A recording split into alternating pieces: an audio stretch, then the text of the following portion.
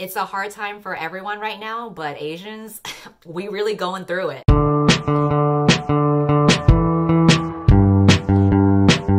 At first, I was gonna do an April Fool's video to announce Asian Readathon like I did last year with the Scarlett Johansson Readathon, but then I realized that this whole year has been one giant April Fool's and we don't need that on top of everything else. So I skipped out on April Fool's and I will get straight to the point in this video. If you are new here, I started Asian Readathon last year. It is basically a month-long readathon that encourages you to read books that feature Asian characters or are written by Asian authors or both. This takes place from May 1st to May 31st, which is Asian Heritage Month. The conversation around Asians has been more topical, especially now that hate crimes and discrimination have exponentially increased with this global pandemic. So for this year's Asian Readathon, I was trying to figure out how can we get a community of readers to read more Asian books in support of them during this time. How can we do it in a way that is accessible to everyone since libraries and bookshops are now closed and since people might have more financially limiting situations? And also, how can the challenges be thoughtful instead of just coronavirus themed? Not everyone wants to think about what's going on. Not everyone wants to focus on it. And sometimes reading can just be for escapism. All of those factors were swirling in my head. I am now at a point where I finally have the challenges finalized for this year. I will also go over details for an optional read along if you would like to participate in a group book. And the last part that I want to talk about is how to join the committee, because something that I did last year was I organized a giant Google Doc of recommendations of Asian books and Asian authors to read. And this list was crowdsourced by the community. They were organized by different genres, different cultural groups, and it was a really helpful way to get people to figure out what books they want to read or how to read more diversely. This list will still keep on being expanded every year. The trouble is I definitely don't have enough time for that, which is why I will need your help if you are interested in volunteering. So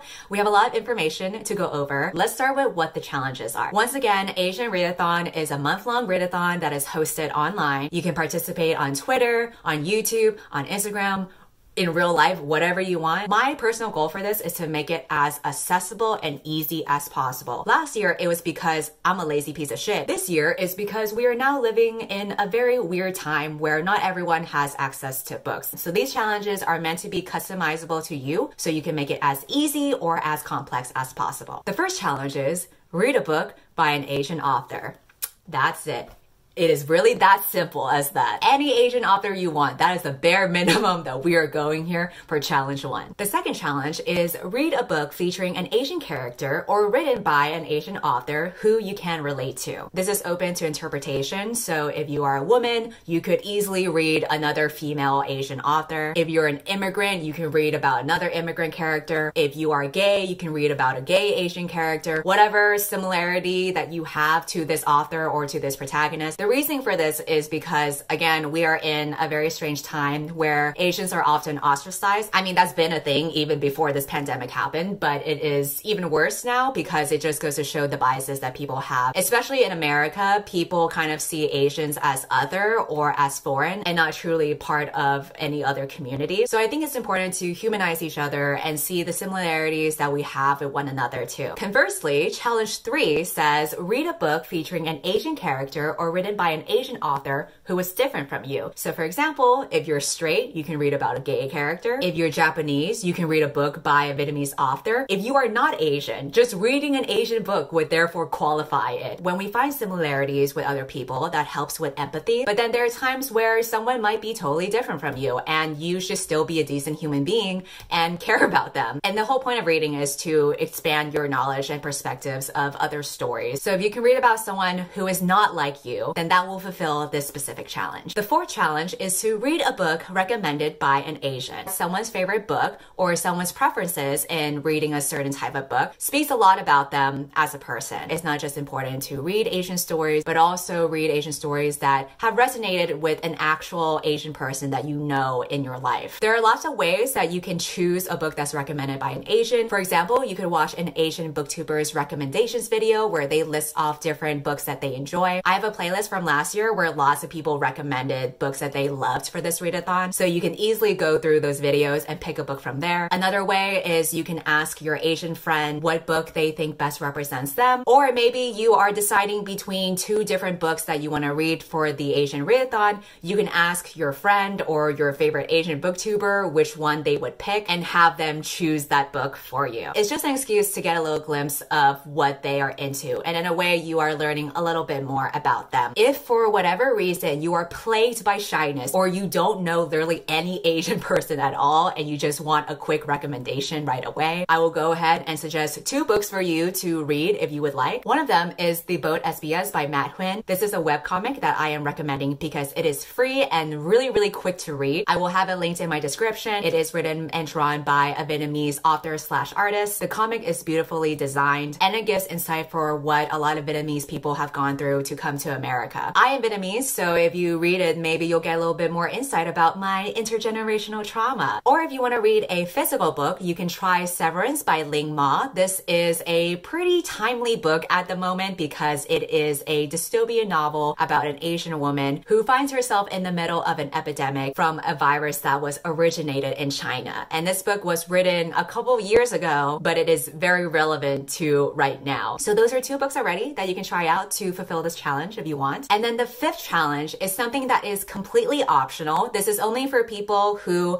are able to access this book and are interested in participating in a group book. And that is Little Fires Everywhere by Celeste Ng. This is a topical book at the moment because her book was recently adapted into a Hulu show. So what we are doing is a fun little companion piece to Asian Readathon, and that is the Little Fires Read Along and the Little Fires Watch Along. I'll talk more about that in a minute, but let me just wrap up the challenges here. Basically, there are 4 challenges and 1 optional one. Again, they can be personalized to you, so you can make it as easy and as complex as you want. You can combine challenges, so that can make it even easier. If you are really pressed for time, if you aren't able to get your hands on a lot of Asian books, you can literally read just 1 book and I can guarantee you that will fulfill all the challenges if you wanted to. Let's say I wanted to have a really easy book to read and I wanted to read a graphic novel. A manga series that gets recommended a lot on BookTube is Orange by Takano Ichigo. It's recommended by Asian booktubers and non-Asians as well. Let's say I picked that book as my 1 book to read. It would fulfill the challenge of having it be recommended to me. It features a main character with depression, which is a similar quality that I have, but it features Japanese characters, which is different from me because I am not Japanese. And obviously it is written and drawn by an Asian author, so it encompasses all of the challenges. Another example is, let's say I wanted to approach Asian Readathon by having 2 books to read. I could pick The Weight of Our Sky by Hannah Alkov. The author is a woman, which is a similar quality to me. I would be able to read another book by an Asian woman, but the protagonist has OCD, which is something that I do not have, so I would be able to still see a new perspective. That's just another way that you can combine those 2 challenges, even though they seem to be opposite from each other. And then I could choose my second book by tweeting out a poll that has options for like 4 different Asian books and then have my Asian followers vote for which ones they want me to read. So those are really simple and easy ways to choose what books you can read based on your availability. But obviously, if you want to make it more complex, you definitely can. You can totally read so many different books for each challenge if you want to. Something that I did last year was I had a twist where for every book you read, you have to make sure that each book represents a different Asian ethnicity. So for example, you can't just read all Japanese books in 1 month or all Korean books. You have to vary it up a little bit. This twist will still apply for this year's readathon only because I think it's still doable because you can combine challenges. Like in my example of reading 2 books for Asian readathon, Hannah Alkov is Malaysian. I was able to combine challenges for reading a similar quality, reading a different quality, and reading by a different Asian author. But I'm reading a separate book for that last challenge. So I would just have to make sure that that separate book that fulfills that challenge is by an author who's not Malaysian. Hopefully that makes sense. Basically, you can combine challenges, but for every book that you decide not to combine, make sure to read a different Asian ethnicity. We are not